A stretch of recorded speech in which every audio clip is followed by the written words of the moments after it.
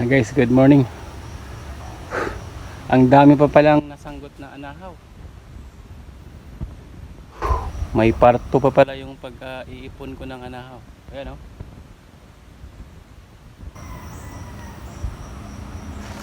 Dami pa. Madugo ito. Okay lang. Hinahinay lang ako kasi baka may ahas sa ilalim ng anahaw, dahon ng anahaw.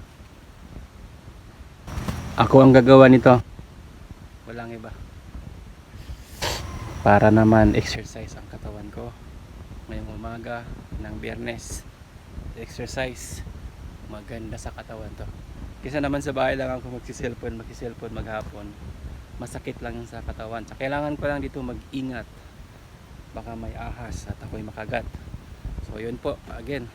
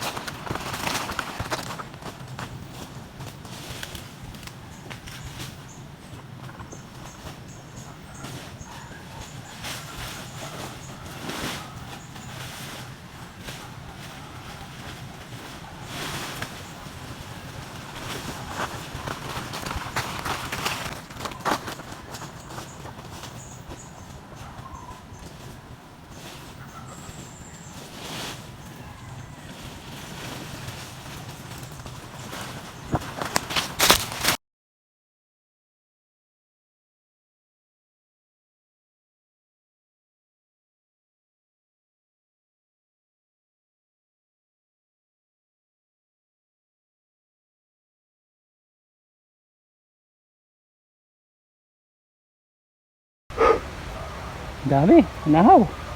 Oh. Mahirap pala ang proseso nitong anahaw. Anggutin, tapos mga ilang araw bago mo ipunin para medyo dry na at magaan mo lang makakot. Ipunin sa isang lugar, pagkatapos tanggalan ng kahoy niya isa-isa, tapos ikamada mo siya ng ganito maayos. Pagkatapos yan, hahakutin kung saan man dadalhin, hahakutin. Ginagamit dito ay kalabaw, yung may balsa. Si tatay hahakutin ito mamaya kasi mayroon siyang balsa. So sabi niya hindi daw pwedeng masyadong puno yung balsa kasi baka daw magbalintong yung balsa niya, kaya katamtaman lang.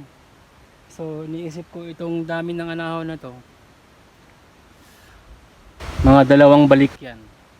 So bawat biyahe niya may bayad, bawat sanggot niya 1 peraso may bayad. So hindi natin alam kung magkano. Ganun pala proseso ng anahaw, mahirap din.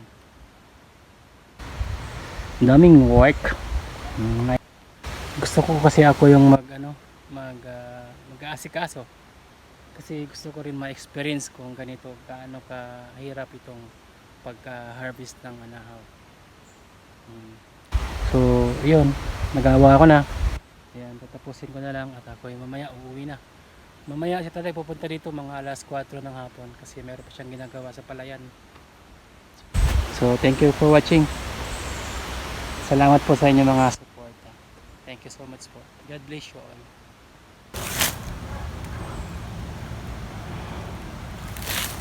Dami oh.